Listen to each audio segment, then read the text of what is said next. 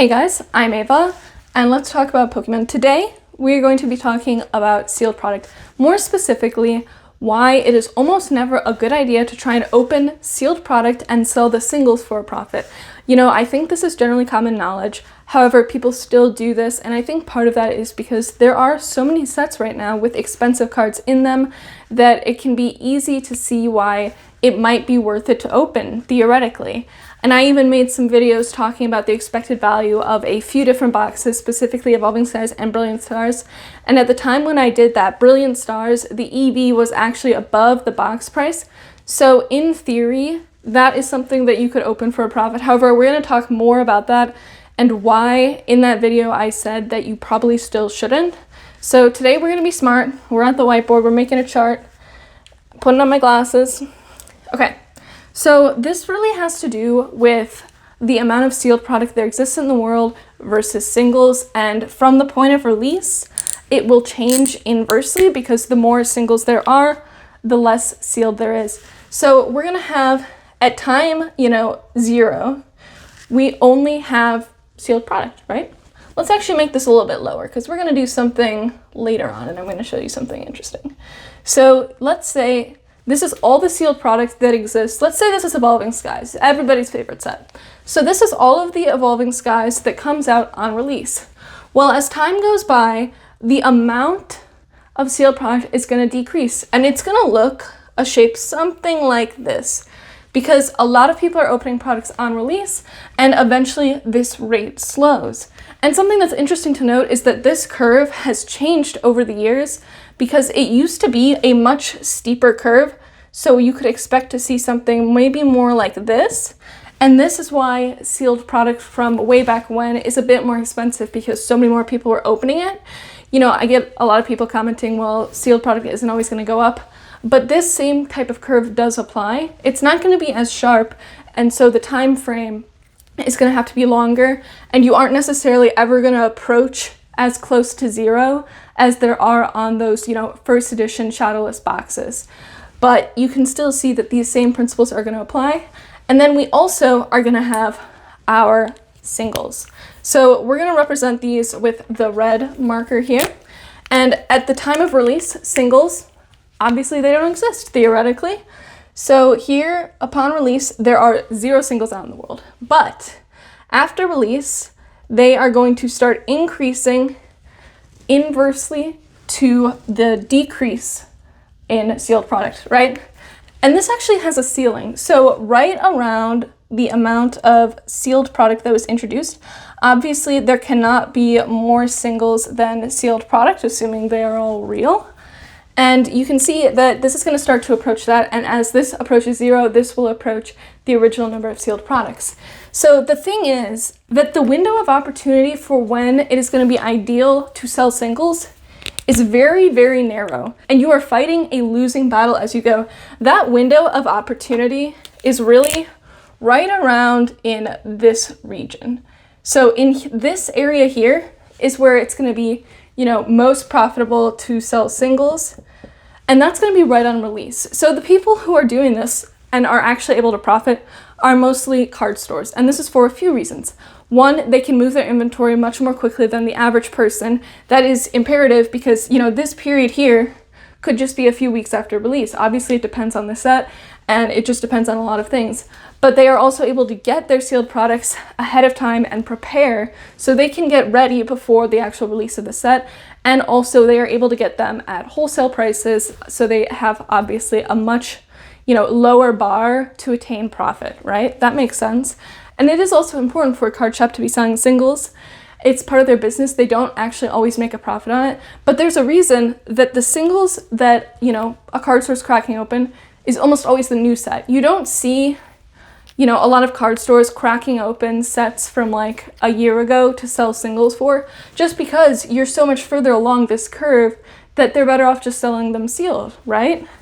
And then, of course, in this window, you're also working with some competing factors because on release, the price of the set is going to be higher, right? So, sets when they come out are going to sell for a premium usually. Like a booster box is going to sell for a premium. And that price will actually dip over time But as that price dips, the amount of singles also increases, so that kind of negates that.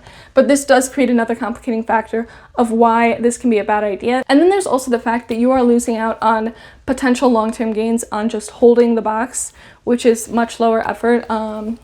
So you're just doing a lot of work for a potential very narrow profit. And if you're not opening a lot of boxes, you're not going to necessarily hit the expected value. So that's the EV. If you're opening one box of Evolving Skies, you might get jack shit like I did. But, you know, if you're opening 100, you're probably going to be closer to that EV, but that EV will almost always be less than the current market price of the box. So let's introduce something else too. I think this is going to be important to talk about, because what about reprints, right? So let's say there is a reprint right around here. We'll say that this is like a year after release. Pretty reasonable. So we're going to say that there is a reprint. Basically, this much has been reprinted. But then what you're going to immediately see is the same pattern of behavior. Maybe it's going to be a little bit higher than if there hadn't been the reprint, but it is still going to be there. And then the way that these singles will behave is similar. So now, in fact, we can erase this, and you'll see that the singles will start to behave like this. And now you have more singles than there was in the original supply, potentially, depending on how big that reprint is and how many people are opening things up. So before, you would have seen something like this, but now you are seeing something more like this. So I hope that explains why a reprint isn't necessarily going to be beneficial either. The price of the box will drop, but singles will also increase in supply. And another reason why it should not, in normal circumstances, be possible for boxes to have a plus EV, so the EV is more than the price of the box, is in part due to the luck that is, you know, part of the box. You are paying a premium for that chance, but there's also the fact that it's a one-way street. You can go from sealed to singles, right? But you cannot go the other way. So you can go here, but you cannot go this way. That is not possible. So the fact that you are able to go from sealed to singles, obviously in cases where it is higher, people will do that, but then it will be corrected. So this is kind of like a type of arbitrage. It's a bit different than normal arbitrage. However, in this case, you're selling a similar product. You are just effectively repackaging it, and the different market you're selling to, which is normally what occurs in arbitrage, is really going to be the singles market, right? You're just kind of repackaging the product in a different way, and you're hoping, obviously, that the singles you get are valuable, but you cannot go the other way. So this will always balance itself out over time, and sealed will always overcome singles over time because this relationship holds. The amount of sealed will always be decreasing because nobody can create new sealed product unless you're Logan Paul, and then singles will continue to increase until they hit a limit. Obviously, they cannot go above the amount of sealed product that was ever printed. So that is in part why this holds true. You know, arbitrage is an interesting thing because it is something that exploits the market, but it also stabilizes the market. It corrects these market errors. And arbitrage is something that, you know, is much less likely to occur the larger the market is because it's so easy to take advantage of, and anyone who sees it is going to take advantage of it. So it's often resolved very quickly. And when you factor in all of the fees that you're going to have to pay with sealed products, it often resolves itself quite easily because it's very difficult to turn a profit on those things as it is. Let me tell you a story. I used to sell purses that I bought on eBay on another resale website. So you've probably seen this in the background of some of my videos. This is a purse that I bought on eBay for $500.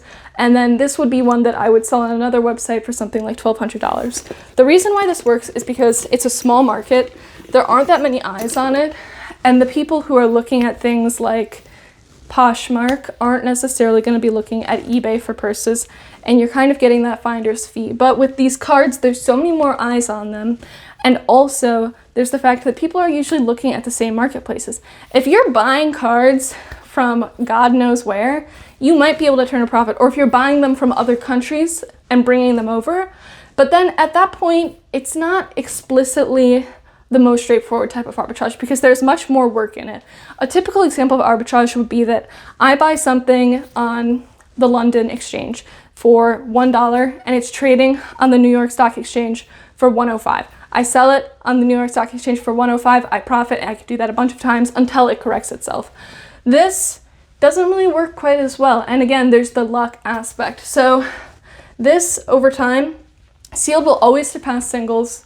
And if it doesn't, that is an opportunity. That's clearly an opportunity. Something is being mispriced, whether the singles are overvalued. More likely, I would say that it is the sealed product that is undervalued. Think about all of those Wizards of the Coast products. Think about those vintage sets. Like, think about it. You know, what is your average near mint jungle hollow going for, right? But you'll pay hundreds of dollars for a sealed pack. I think a sealed pack of jungle unlimited that's heavy is probably going to be like $250, something like that, $200. So you're paying so much more just for this than you would the singles. And it makes sense because you can only go the one way. And also there's an ever diminishing supply of sealed product until it hits the limit, which is 0. You know, it might not actually ever hit 0 just because some people will potentially never open products. But then there is also the increasing supply in singles. Hopefully this makes sense. I think this is a really interesting topic. I think talking about it, you know, when you're looking at these graphs really helps illustrate why it's so difficult. Your window of opportunity is really right here. There's a reason pre-order cards are much more expensive than, you know, after the set has been out for 6 months. We all know that singles will bottom out a while after the set comes out. They will continue to appreciate over time, just because some will get lost, some will get damaged, some people will, you know, they will end up in the hands of collectors who don't want to sell them, so that decreases the actual float in the market. But for the most part, sealed will always surpass singles. Please don't open your sealed products, keep them sealed. If you want to open them for fun, that's a totally different thing. That is absolutely fine because this is a hobby. You're not going to make money doing that on average over time, but it is really enjoyable. So if you guys enjoyed this video for some unknown reason, please give this video a like and subscribe to my channel. If you want to support me, feel free to click my Patreon, which will be linked in a pinned comment down below. And I also have 2 affiliate links down there, which is an eBay and an Amazon one. If you click through them, I do get a small commission. However, it does not cost you anything. So if you buy anything from those sites after clicking that, I get a small %. And you're really taking money away from eBay or Amazon, especially Amazon, which is an evil business. You can give that money to the people, you know? So thank you guys so much for watching, and an extra special thank you to my patrons, especially the squandering of my life. I will see you guys next time.